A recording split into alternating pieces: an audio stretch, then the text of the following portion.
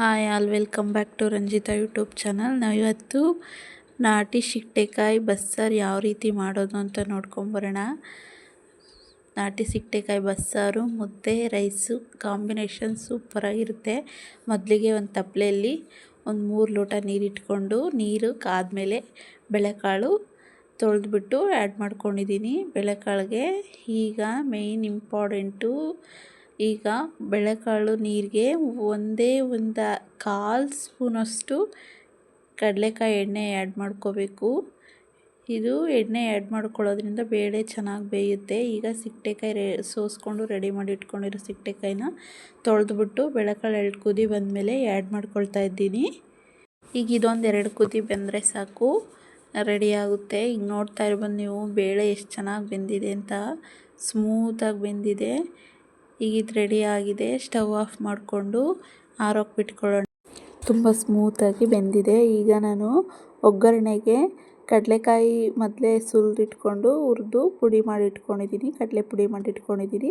ಒಂದು 10 ಹಸಿಮೆಣಸಿಕಾಯಿ, ಕೊತ್ತಂಬರಿ ಸೊಪ್ಪು, ಒಂದು ಮೀಡಿಯಮ್ ಸೈಜ್ ಈರುಳ್ಳಿಗೆಡ್ಡೆ, ಜೀರಿಗೆ, ತೆಂಗಿನಕಾಯಿ, ಬೆಳ್ಳುಳ್ಳಿ, ಸ್ವಲ್ಪ ಹುಣಸೆಹಣ್ಣು ತೊಗೊಂಡಿದ್ದೀನಿ. ಒಲೆ ಮೇಲೆ ಒಂದು ಪ್ಯಾನ್ ಇಟ್ಕೊಂಡು 1 ಸ್ಪೂನ್ ಎಣ್ಣೆ ಹಾಕ್ಕೊಂಡು ಬೆಳ್ಳುಳ್ಳಿ ಈರುಳ್ಳಿ ಹಾಕ್ಕೊಂಡು ಫ್ರೈ ಮಾಡ್ಕೊಳ್ತಾ ಇದ್ದೀನಿ.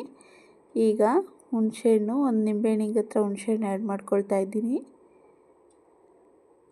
ಕೊತ್ತಂಬರಿ ಸೊಪ್ಪು ಆ್ಯಡ್ ಮಾಡಿಕೊಂಡು ಈಗ ಸ್ವಲ್ಪ ಕಾಯಿ ಆ್ಯಡ್ ಮಾಡ್ಕೊಳ್ತಾ ಇದ್ದೀನಿ. ಕಾಯನ್ನು ಜಾಸ್ತಿ ಆ್ಯಡ್ ಮಾಡ್ಕೊಳ್ಳೋ ಅವಶ್ಯಕತೆ ಇಲ್ಲ, ತುಂಬ ಟೇಸ್ಟಿಯಾಗಿ ಬರುತ್ತೆ ಸಾಂಬಾರು. ಇದು ನಾಟಿ ಸಿಕ್ಟೆಕಾಯಿ, ನಾವೇ ಮನೆ ಹತ್ರ ಬೆಳೆದಿರೋದು. ಕಾಯಿ ಆ್ಯಡ್ ಮಾಡ್ಕೊಂಡ್ಮೇಲೆ ಜಾಸ್ತಿ ಹೊತ್ತು ಫ್ರೈ ಮಾಡ್ಕೋಬಾರ್ದು. ಈಗ ಆಫ್ ಮಾಡ್ಕೊಬಿಡೋಣ. ಕಾಯಿ ಸ್ವಲ್ಪನೇ ಆ್ಯಡ್ ಮಾಡ್ಕೊಳ್ಳಿ, ಕಾಯಿ ಜಾಸ್ತಿ ಆ್ಯಡ್ ಮಾಡ್ಕೊಂಡ್ರೆ ಜಾಸ್ತಿ ಮಂದ ಇರುತ್ತೆ, ಚೆನ್ನಾಗಿರಲ್ಲ. ಈಗ ಸ್ವಲ್ಪ ಜೀರಿಗೆ ಆ್ಯಡ್ ಮಾಡ್ಕೊಳ್ತಾ ಇದ್ದೀನಿ. ಈಗ ಇದು ಆರೋಕ್ಕೆ ಬಿಡೋಣ. ಜಾರಿಗೆ ಹಾಕ್ಕೊಂಡು ಜಾರಿಗೆ ಸ್ವಲ್ಪ ಬೇಳೆ ಬೆಂದಿರೋದು ಬೇಳೆ ಆ್ಯಡ್ ಮಾಡಿಕೊಂಡು ಸ್ವಲ್ಪ ಕಡಲೆ ಬೀಜದ ಪೌಡ್ರ್ ಆ್ಯಡ್ ಮಾಡ್ಕೊಳ್ತಾ ಇದ್ದೀನಿ. ಕಡಲೆ ಬೀಜದ ಪೌಡ್ರ್ ಆ್ಯಡ್ ಮಾಡೋದ್ರಿಂದ ಸಾರು ಟೇಸ್ಟಾಗಿ ಬರುತ್ತೆ. ಈಗ ಗ್ರೈಂಡ್ ಮಾಡ್ಕೊಳ್ಳೋಣ.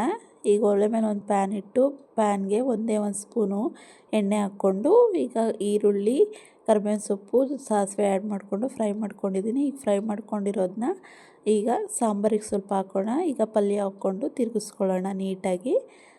ಈಗ ರೆಡಿಯಾಗಿದೆ, ಪಲ್ಯನೂ ಸಾಂಬಾರು ರೆಡಿಯಾಗಿದೆ. ಈಗ ಬಸ್ಸಾರು ಮುದ್ದೆ ರೈಸು ಕಾಂಬಿನೇಷನ್ ತುಂಬ ಚೆನ್ನಾಗಿರುತ್ತೆ. ನಾನು ಹೇಳಿದ್ನಲ್ಲ, ಬೇಳೆಗೆ 1 2ರಿಂದ 3 ಹನಿ ಕಡಲೆಕಾಯಿ ಎಣ್ಣೆ ಆ್ಯಡ್ ಮಾಡ್ಕೊಳ್ಳೋದ್ರಿಂದ ಬೇಳೆ ತುಂಬ ಚೆನ್ನಾಗಿ ಬೇಯುತ್ತೆ, ಟೇಸ್ಟು ಚೆನ್ನಾಗಿ ಬರುತ್ತೆ.